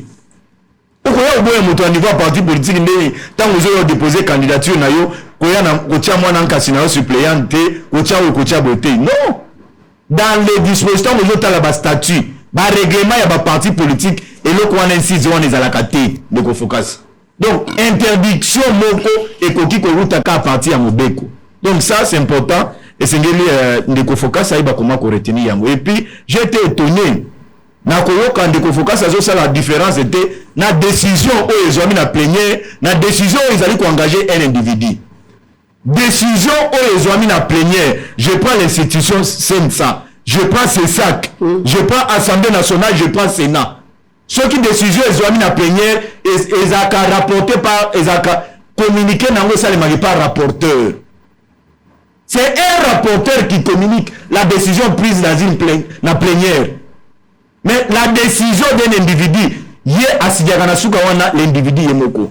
Dans les cas avec Olinganko, ce n'est pas une décision à plénière. Et tant qu'on focus sur la renvoyer na communiqué moko ya kala. Awa Olinganko yazali ko rappeler les bateaux, communiqué de presse. Communiqué de presse ezali ya ko ezali Olingi moko te na décision ezami na plénière focus. Donc il faut agir et le kwana. Tant qu'on azali ko renvoyer bateau na communiqué de presse et aller communiquer au sein de ça bango la salaka. Donc il rappelle, ce n'est pas la décision. Décision où ils ont magana niveau la plénière et ça a signé par Batounos, par PC rapporteur yo communiqué. Donc ici, Olengankoy a fait une lettre inutile au personnel na ko le babongo. Yemoko nda komeli Assemblée nationale. Yangoya na lobby desi mokanda na ye et ali malamu. Mais c'était important, plénière a décidé que va se prononcer par voix, il y a rapporté parce que à la cananivo bon je pense que okozongi la ngoli sauté ndeko nangai. Et puis na yoka wa linga potangai à lobino décision de démarche nangai et ali logique na bandeko il y a opposition non. Malamu pas nangai c'est parce que je réfléchis comme un citoyen congolais qui vient à ce que la chose avance. Dans lobby dans les 18 propositions, au bandeko G7 Basalaki, 4 des alaki retenus après débat et délibération. Mais na oyo balongoli ya koloba ete non suppléant sengelati kala boyena boy. Moi je ne suis pas d'accord ngai bazin, naza d'accord ti.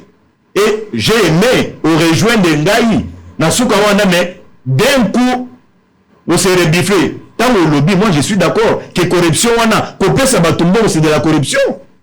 Et c'est ngeli moto na moto a présenté bila projet na ye de société pour na peuple wana aiba comment ko voter. Na suka wana ondimi mais ningo za mayele au débat kimi yango. Na ko sena tant aux paroles, on appuyer ngai que je suis dans une démarche logique. Je ne suis pas en train de soutenir l'opposition, mais moi je condamne ce qui a été élagué. Mais ce qui est maintenu, j'appuie. Ce qui a été élagué dans un moment que non, ils ont préjudicié Ngaï. Ils ont préjudicié la Congolais, ça va favoriser la corruption. C'est pourquoi j'en appelle au président de la République. Avant même le président de la République, j'ai dit je dois faire un plaidoyer et pas médiatique devant le président du Sénat pour qu'on incise Wana et Zonga dans la loi électorale pour empêcher certains. Il y a Bazoba peuple té. Maman Mamelo. Oyebi, je tenais ici à remercier le président de la République, Félix Antoine Tshilombo Tshisekedi, et je l'encourage dans cette voie. Ils allaient campagne d'avance c'était. Nana ko souhaité président de la République abandosa aneti Mobutu abandosa dans l'état. Asomi kamwa kab na ye muke. Abombali na kati bagabe na ye batikali. Abando kita na ba place ba fin fort ya ville à Kinshasa. J'ai suivi un témoignage dans l'année en ou bien peut-être j'étais un peu dans téléphone d'un habitant ya Kaluka à lobby depuis que Kaluka ezali ebeli ya ba président batikalo kita awate. Kabila pendant 18 ans. Atikalo komata na Kaluka te. Un chef d'État en fonction. Un chef d'État en fonction. C'est pas on de quoi Kaluka va payer ça et voir. Ba votaye. Na ba député musu ba bima na niveau ya Kaluka. Mais tu sais que dia accepter. Yako tambola na mai.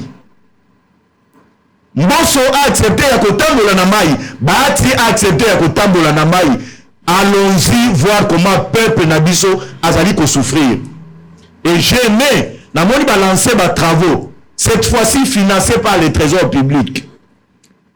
Na comprendre que non basala la diligence parce que ba moni souffrance et un peuple wana. Et moi j'en appelle ici au président de la République. Oui, l'argent va sortir, mais c'est ngelinde aïe bakoma kocha une commission ya suivi ya nini wana. Et la commission aussi ça peut être fort. Moi j'en appelle le président de la République et que c'est là et minute et belete qu'à chaque fois parti il y a Oya Asana Kaluka c'est presque 30 minutes. Nenge yazaka bloqué dans bouteille j'étais ko coûter 5 minutes. Et c'est là surveiller de près bah travaux wana parce que une fois moi j'ai fréquenté Kaluka. Et j'ai dit ma peuple wana façon mazo vivre mais c'est insupportable. Na santé malonga on a au mona yoboye. Soko kekuna ozo malade dans 2 heures. La santé nous tuyons aux anamboy. Mais bateau peut bailler kuna te mwana mboka. Yangone na oloba te, yangone na oloba. Ba maman poilu bailler te na kama. Yangone na oloba ngosi basela mesena ngungi yakuna. Mais ilio la santé aux anamboy ngungi yakuna, soki abeti yo aza volume boy. Obe la malaria. Bato wana sengeli ba vivre na vie moko ya malunga. Parce qu'il paye aussi l'impôt. L'argent qu'on paye Tshisekedi, l'argent qu'on paye les députés, l'argent qu'on paye les ministres et il ne rappelle pas bato wana. Les chefs doivent veiller de près. Et je dis, sur le plan politique, je suis en train aussi de saluer cette symbiose, unité, entre président de la République, président du Sénat, de Komboso, surtout Bakiti, alors dit Tony Atamai, attaque maladie, mais tout le monde comment peuple n'a dit qu'on souffrir. Pourquoi c'est le choix des Kandoka? Non, ils ont choisi. Pourquoi attendre 18 mois de sélection pour aller là-bas?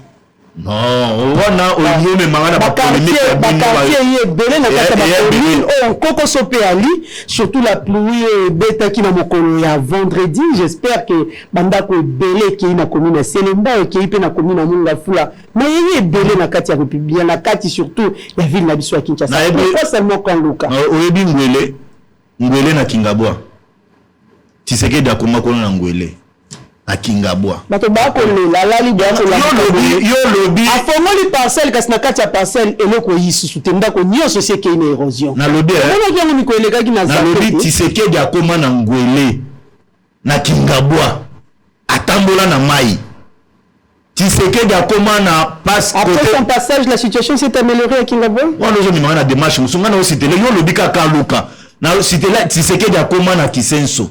Il est arrivé à Kisenso. Tant on va dégager ça lui micro. Tu dis que bon là Kisenso après que les Ghanais kuna. On a supposé une mangana paire de marches musus.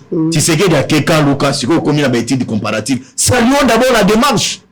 Appelons le président de la République. Bah travaux ils allaient lancer. Le gouvernement doit mettre les moyens parce que le peuple de là souffre. Na moni po moko ba tonga yango kala. Et ça n'est pas le côté. Yango na ba kabila oyo. Atani na ko mona le loba pesi ba tumbo wa oyebi la kabila zonga. Mais ça, Kabila n'avait aucune volonté pour aider ce pays à aller de l'avant. Il n'avait aucune volonté. Na oya place à Zalaki wana, même pas tant que ça la tatour. Abimi pendant 18 ans, à comment qui s'est sauté. À comment Banzale Mbate, dans cette université, dans le campus à Komate. Ngouele à Komate, mais tu sais que le loi Koma est connu polémique. C'est son peuple. Il a intérêt à visiter ce peuple. Parce que c'est ce peuple qui l'a amené au trône. Il est payé dans le peuple wana. Donc c'est son devoir, c'est son obligation, il est appelé à le faire. Moi je l'encourage, coup de chapeau à lui, c'est là qu'il est bosso, mais j'insiste sur un aspect, dire il y a des travaux. Bandeko ya OVD na moni ba pesi bango, ba un maître d'ouvrage, c'est là qu'il na lombango, ba misala wana esila parce que le peuple de là en train de souffrir. Nzelo wana tango ekofungwama, bandako ezali de part et d'autre. Les lois ya nzele kozwa valeur, bandeko wana ba kolunga na ba situation au bazali ko vivre de manière précaire mamelo. Donc moi j'encourage l'offre et coup de chapeau au président de la République me dit quand Luke Souka Kate c'est ngeli pa kita même chez moi à décaisser parce que nous l'avons voté. Il est appelé à descendre là-bas. Atika la gouverneur incompétent, il y a Kassai au pied maté, le chef de l'État a appelé à descendre kuna. Voilà, merci beaucoup Bazen Pembe, nous allons finir avec vous. Mboka Focus Kukelemena. Le chef de l'État, Akeina Kaluka, Bamsouba Lobby, serait-il le président le plus proche de la population? Très bien. Point d'interrogation. Merci beaucoup. Yaliboso Nazo Lingana Yebisa Bazin. Bazin, il faut au salaire que Batang Ozolinga au contredire Ngai. Parce que erreur aux salaires. Tant le lobby était, parti politique ezali ba fait privé. Ça c'est évident. Oui, effectivement, ezali ba fait privé. Oui. Mais yeba que parti politique et fonctionnaka n'a pas principe démocratique. Non, faut que moi je parle de la loi. Moi je parle de la loi. Les partis politiques n'ont pas une loi imposante na batou. On est bisa moto non, il faut que vous postuler, il faut y a un candidat tel non. Bazin Pembe. Tolérance Bazin Pembe. Oh là là. Faut qu'à allons-y. Allons-y, nous devons terminer. Parti politique et fonctionnaka avec la doctrine démocratique.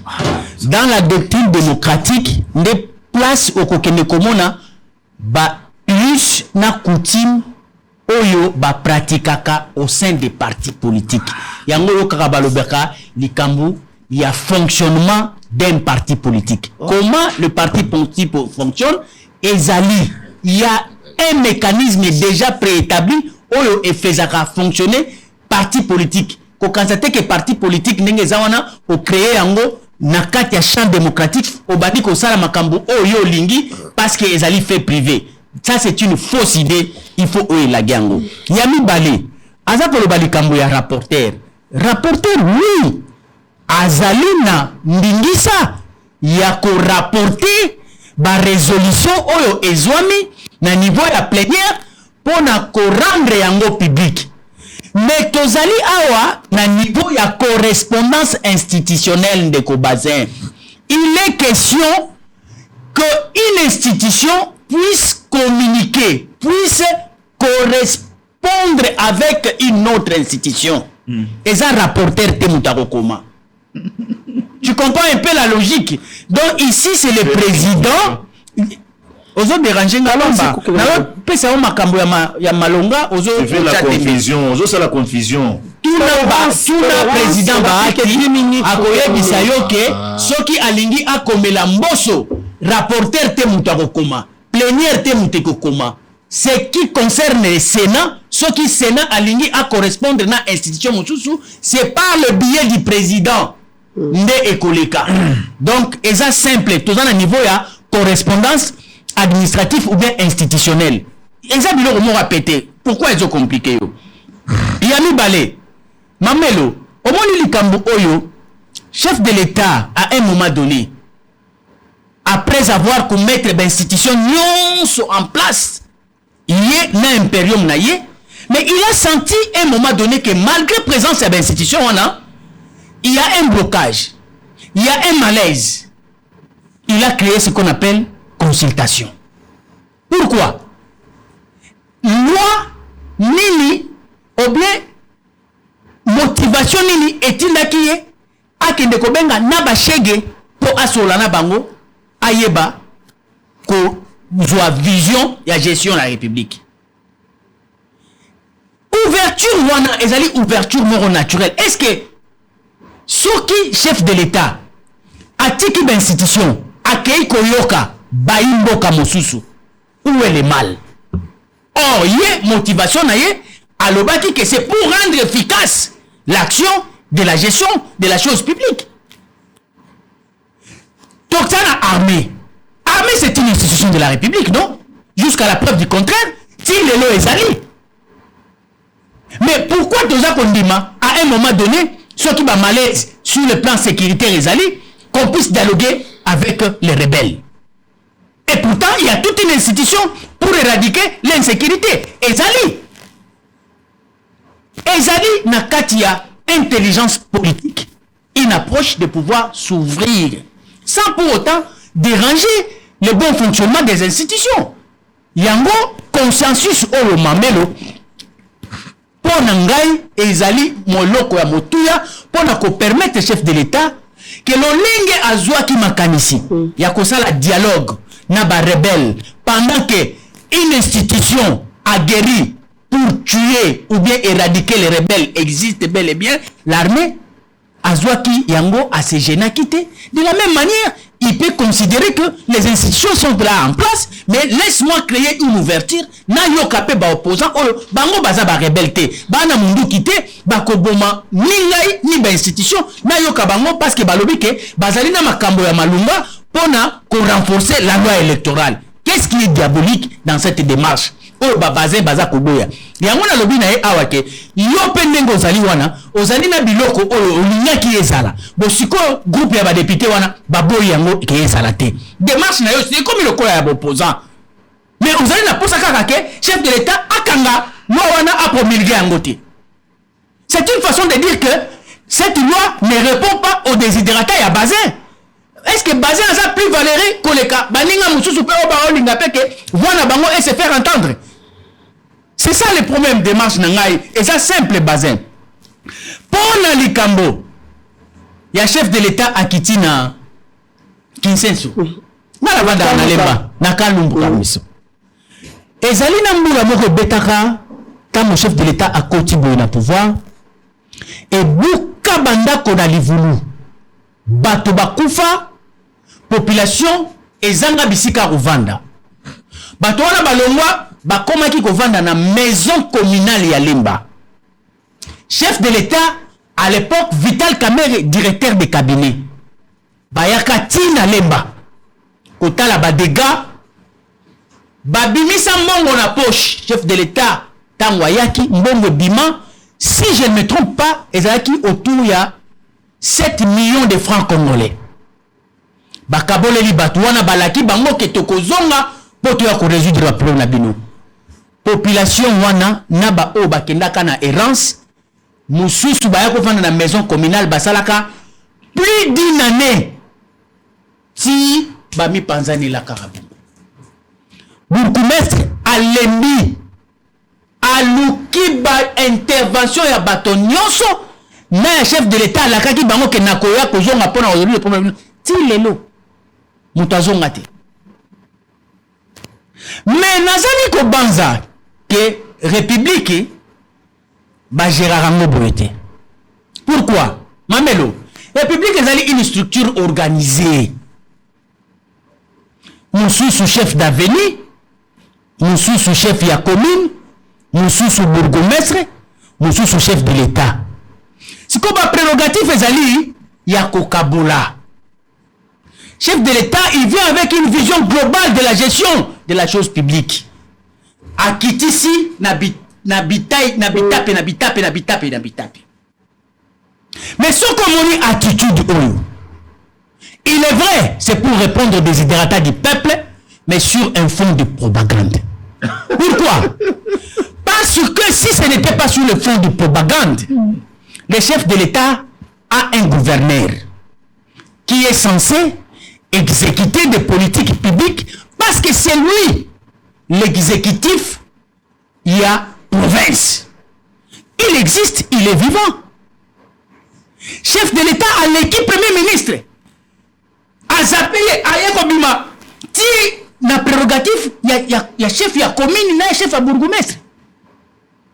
Ce n'est pas mauvais ce qu'il va faire, c'est résoudre les problèmes, mais ça va créer des frustrations. Bato ali vinu.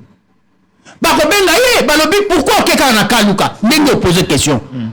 Na feshi. Bazo zelaye, il y a beaucoup de problèmes puisqu'il y a ça la kaluka awa soki na ko permettre ngana lo batana ki Congo awa.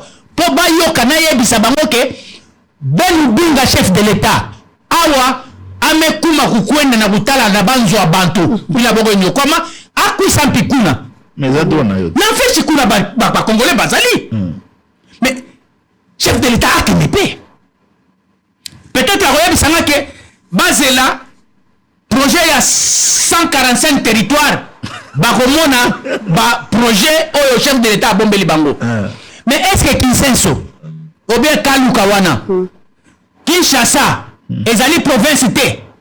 Est-ce que na projet oyo ya 145 oyo bombami pona Kinshasa comme province ezate? Pourquoi en dehors ya oyo abongisi pona province ya Kinshasa dans les programmes ya 145 il y a que de s'improviser lisusu lokola Moïse Yabana Kinsenso et pourtant il est le Moïse de toute la République. Il y en a des mécontents. Il faudrait que alors à ce Pélissabiso parce que les 26 communes, les 26 provinces à Kinshasa, elles allaient presque le même problème. 24 communes à Kinshasa, elles allaient presque le même problème. Donc le corps a accueilli na Kinsenso pour na équité, pour na kolakisa bo papa na ye, ce qui est allé propagande par le fait que Kaluka ezali fief Fayoulou. Bazwa Kamboso. On a recruté Mbosso pour aller défaire sociologiquement l'électorat Wana parce qu'ils allaient à opposition. Mbosso est entré. Il a trouvé la résistance. C'est pourquoi maintenant, il faut appeler le chef de l'État lui-même. Mais je t'ai dit, il n'y a pas d'autre calcul. Et ça les fief naturel, il y a fallu, il y a opposition. Chef de l'État a Tindaki Mbosso. Mbosso a meki ayoki mukua. Azako kota, bazako embanzembo Fayulu. Nous sommes justement en approche à l'élection. Il y a mon boss à l'obi ngai bitumba wana na Fayulu na kokate et bongiro. Yakan. Si y a un chef de l'État qui, ça se justifie que, parce que c'est de la politique. J'accepte que Ezala Bongo, mais Fonango, Yangoana. Il faut le dire comme ça. Fonango, Yangoana. Mais c'est une pratique politique que nous pouvons accepter. N'a format la propagande, mais malheureusement, ce n'est ni la période et il n'a pas aussi ses prérogatives. Il y a Kosala Makambo Oyo, Boukoumès Koko Sala, to gouverner à Koko Sala. Il n'a pas compétence de le faire. Donc c'est pourquoi nous disons cette façon de faire. Et ça vous narguez par esprit faible. La gestion de la République, bah ça la rango bongo te. Wana ezali le lenge ya kosala côté comme pépé. C'est ce qu'on appelle ici la corruption mentale, morale.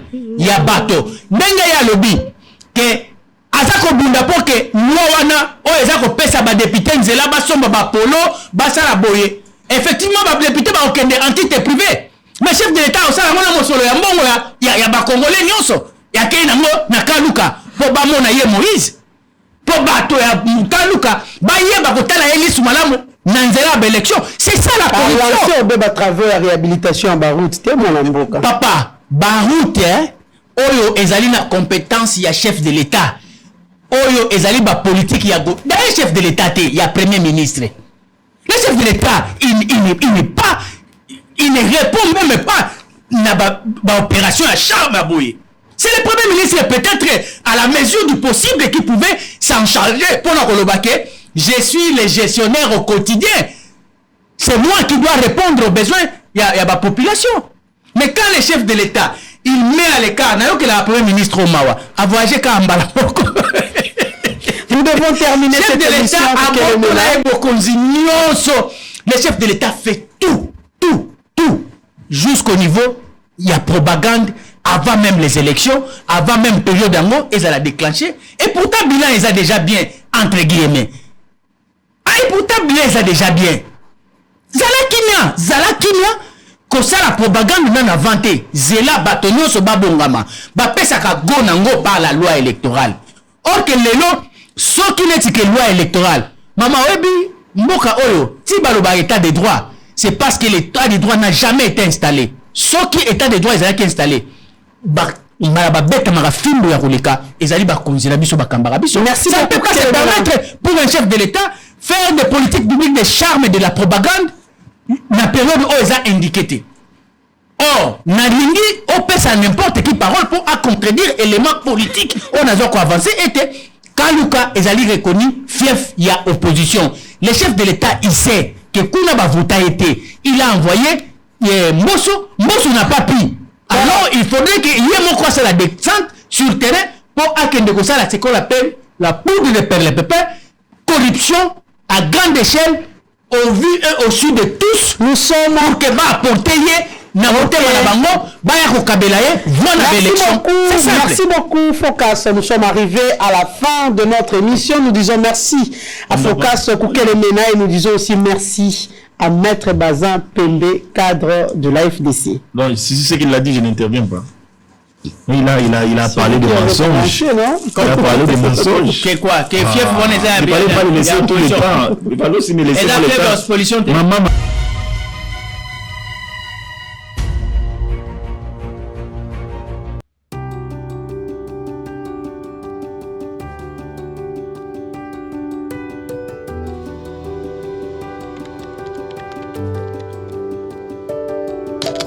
IPS Congo, nous sommes une entreprise de gestion de projet. Nous accompagnons nos clients dans la réussite de leurs projets. Basés en RDC et aux États-Unis, nous avons une équipe des experts très qualifiés pour répondre très positivement aux besoins de nos clients. Nos services: construction et gestion immobilière, gestion de projets agricoles, gestion des douanes, gestion de transport et logistique, gestion de projets informatiques. Pour ceux de l'étranger, IPS Congo dispose d'un service de gestion immobilière en RDC. Faites gérer vos maisons, appartements, immeubles et concessions. IPS Congo met à votre disposition des experts pour vous accompagner du début à la fin de tous vos projets. Nos adresses: 166B, avenue Congolo, Kinshasa, RDC. 260 Northland Boulevard, numéro 302A, Springdale, Ohio, 45246, USA. Nos contacts: Kinshasa, RDC. Plus 243 81 94 83 840, USA. Plus 1 513 268 22 32. Adresse email: ipscongo.rdc@gmail.com. IPS Congo. Réussir en RDC, c'est possible.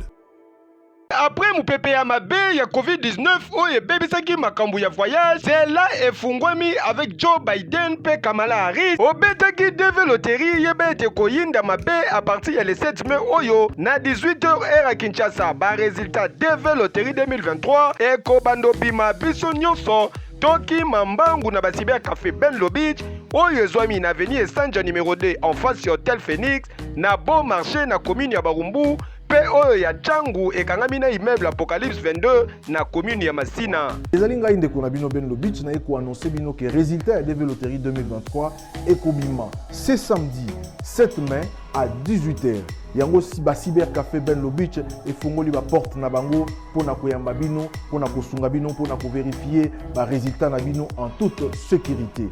Et tozali kosenga na bandeko ba ko gagner ba bureau na biso ezali awa. Ezali koyamba moto nyonso pona kosunga bino na ba conseil, kosunga bino na encadrement po ete bozo ba visa na bino po boko kisa ba rêve na bino américain. Pona ba oyo ba ko gagner DV Loterie oyo kasi bazana mbongo te pona ba démarche ko voyager pe accueil. Yebe te nyonso kozala prise en charge na ba Cyber Café Benlo Beach. E bongo yo mutozalaka na poto, France, Belgique, États-Unis d'Amérique. Otika mwana tope famille na yo na République démocratique du Congo. Oza na posa bakoma na mboka Oncle Sam veut dire États-Unis d'Amérique. Occasion yango yo. Benga na ba numéro oyo plus 243 81 81 11 214 001 202 913 89 20. Vous l'avez certainement entendu parler. Umoja Casting, les inscriptions des différents candidats, il s'agit des Magie en ligne. Magie en ligne, c'est le film que vous attendez tous, avec une participation des acteurs comme le prophète de la nation, Denis Lessi, l'homme du pétage, ou encore la diva du cinéma congolais, Elisa Lumu et tant d'autres acteurs. Ils se sont inscrits. Ils ont été auditionnés. Les différents candidats continuent leur casting pour être retenus comme acteurs dans le film magistral Magie en ligne. Maintenant, place au vote et c'est à vous de décider. Et oui, vous pouvez voter les différents candidats que vous désirez voir dans les films Magie en ligne en allant sur nos 2 chaînes YouTube, Umoja Casting et Elise Saloum. Comment voter? Accédez à l'une de nos chaînes, Umoja Casting ou Elise Saloum. Choisissez la vidéo qui annonce la liste des candidats et les débuts de vote. Par exemple, vous voulez voter pour le candidat Rostin Kadima, qui est le numéro 40. Allez en bas de la vidéo dans la zone commentaire et vous écrivez Rostin Kadima 40. Notez bien, vous ne pouvez voter qu'une fois. Bonjour, je suis l'artiste Serge Kaninda. Beaucoup me connaissent dans le film Rebelle comme magicien, Makila Mbingazor. Je demande à tous mes fans partout dans le monde de voter pour moi massivement. Hiro, merci à toi d'être venu. Merci pour l'invitation. Avec grand plaisir. Merci. On voudrait faire un petit coucou à Youssouf et Momo Nyangadou, voilà, depuis le Mali. Et Hiro, une dernière question. Comment tu fais pour avoir cette énergie avec tous les concerts que tu enchaînes, les avions, les répétitions, les studios? Quel est ton secret? Voilà mon secret. Doublez vos limites avec Double 7. Faites le plein d'énergie grâce à la gamme de boissons énergisantes Double 7.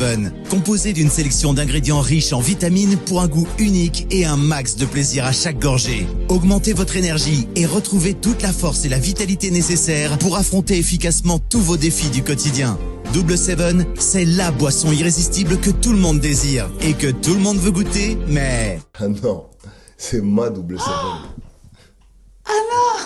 Découvrez vite les nouvelles saveurs Double 7 Light et Double 7 Cola partout au Mali. Bienvenue à Saphir Hotel, un cadre VIP, propre et reposant au grand carrefour de Kinshasa, avec un service d'accueil digne de vous. Plusieurs catégories de chambres et appartements climatisés avec Wi-Fi et TV plus décodeur aux prix incroyables. Petit déjeuner y compris dans son restaurant aux spécialités congolaises et étrangères. Ouvert à tout le monde avec une réduction de prix pour les clients qui séjournent à l'hôtel. Notre adresse, A4 avenue Ikelemba, quartier Matongé, commune des Kalamou. Téléphone 84 710 99 99 81 600 8000. Hôtel Saphir, beau 4, bel emplacement, bon prix et beaucoup d'avantages. Bienvenue à tous.